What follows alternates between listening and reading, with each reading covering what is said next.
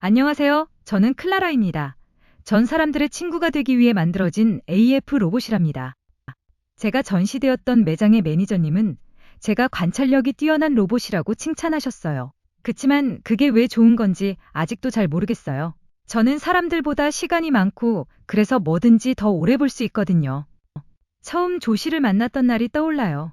엄마 손을 잡고 제 앞에 서 있던 작고 귀여운 여자아이였죠. 조씨는 저를 선택했고 조씨의 집으로 오게 됐어요.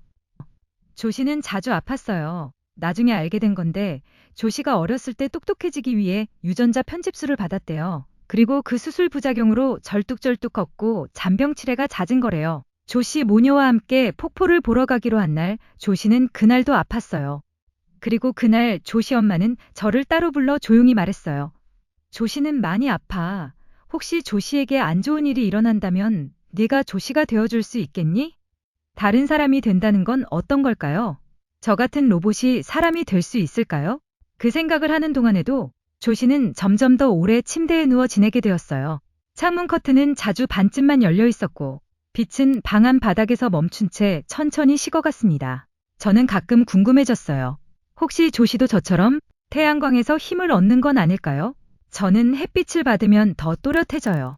시야의 잡음이 줄어들고 모든 것이 조금 더 선명해집니다. 그렇다면 조씨도 빛을 더 오래 받으면 괜찮아질까요?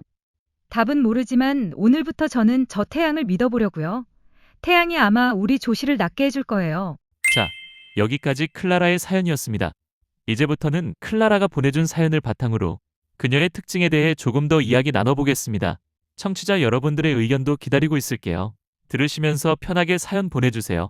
우선 첫 번째, 클라라는 관찰을 아주 잘합니다. 소설 속에서 클라라는 태양광으로 충전되는 구형 AF로 묘사되죠. 다른 AF들은 충전을 위해 햇빛이 잘 드는 창가 자리를 선호합니다. 그런데 클라라는 조금 다릅니다. 그녀가 쇼윈도를 좋아하는 이유는 단순히 충전 때문이 아니었어요. 바깥 세상을 보고 싶어서, 사람들을 오래 바라보고 싶어서였습니다. 6429님 문자 주셨네요. 한 장에서 클라라가 매니저와 나누는 대화가 기억에 남아요. 오랜만에 재회한 커플을 보며 아주 행복해 보이기도 하는데 이상하게 속상해 보이기도 해요. 라고 말하잖아요. 재회의 벅찬 감정을 이렇게 표현할 수 있다는 게 신기했어요. 네, 저도 그 장면이 인상 깊었습니다. 저도 가끔 그런 생각을 합니다. 어릴 적 친했던 친구를 다시 만나면 반가움과 함께 어딘가 속상한 기분이 들 것 같다고요. 이런 절제된 감정 표현은 작가인 가즈오 이식으로 특유의 문체라고 할 수 있습니다. 과하게 설명하지 않기 때문에 독자는 그 빈자리를 스스로 채우게 되죠. 예를 들어 조시의 엄마가 건네는 부탁 역시 그렇습니다. 텍스트만 보면 담담하지만 독자에 따라 그 장면은 차갑게 느껴지기도 하고 절박하게 느껴지기도 합니다. 이 소설은 그렇게 감정을 크게 말하지 않으면서도 오히려 더 오래 남게 합니다. 두 번째, 클라라는 자기중심적 생각을 하지 않습니다.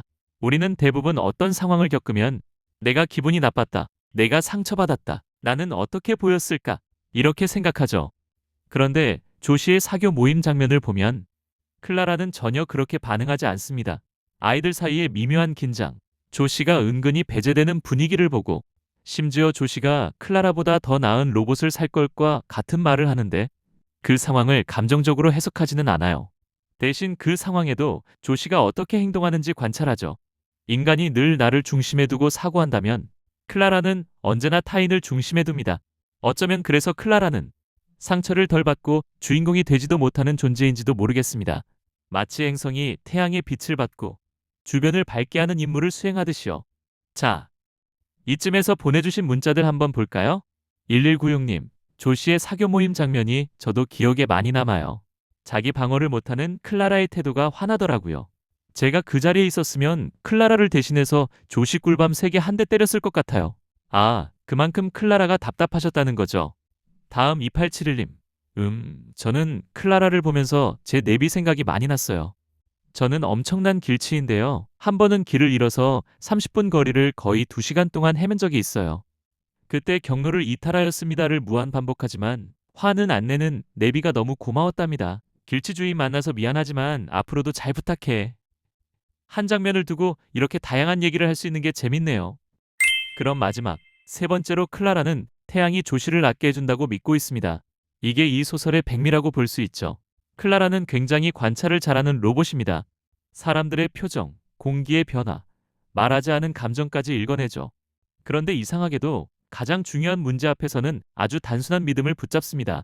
밤의 길가에서 죽은 듯 보였던 노숙자가 햇빛을 봤더니 기운을 차리고 일어난 걸 봤기 때문이죠. 이성적으로 생각하면 노숙자의 생명과 햇빛은 무관하다고 볼 수도 있지만 클라라는 그 순간 그렇게 믿어버린 거예요.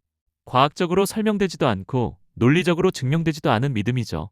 자, 이 부분에서 이런 문자도 도착했습니다. 9053님, 저는 그 장면을 읽으면서 사피엔스가 떠올랐어요. 인간은 허구를 만들어내는 능력 덕분에 협력하고 문명을 만들 수 있었다고 하잖아요. 클라라도 태양이라는 이야기를 만들어낸 건 아닐까요? 아, 흥미로운 문자입니다. 맞습니다. 사피엔스에서는 인간이 공통의 이야기를 믿을 수 있는 능력 덕분에 신, 국가, 돈 같은 개념을 만들어냈다고 설명하죠.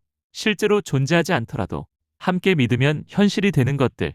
그렇다면 클라라의 태양은 무엇일까요? 오작동일까요? 아니면 진화의 답습일까요? 데이터로 설명할 수 없는 상황 앞에서 하나의 이야기를 만들어내고 그 이야기를 끝까지 믿고 행동하는 것. 그건 오히려 지극히 인간적인 능력 아닐까요?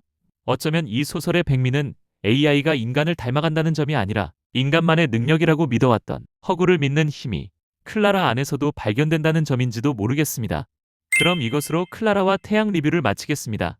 2021년 이 책이 출간되었을 당시만 해도 인공지능과의 공조는 조금은 먼 이야기처럼 느껴졌습니다. 하지만 5년이 지난 지금 AI는 이미 우리의 일상 깊숙이 들어와 있죠. 막연했던 공조는 어느새 현실이 되었습니다. 저자인 가즈오 이식으로는 사람과 닮은 듯, 그러나 결정적으로는 다른 인공지능 로봇 클라라를 통해 이 질문을 미리 던져두었습니다.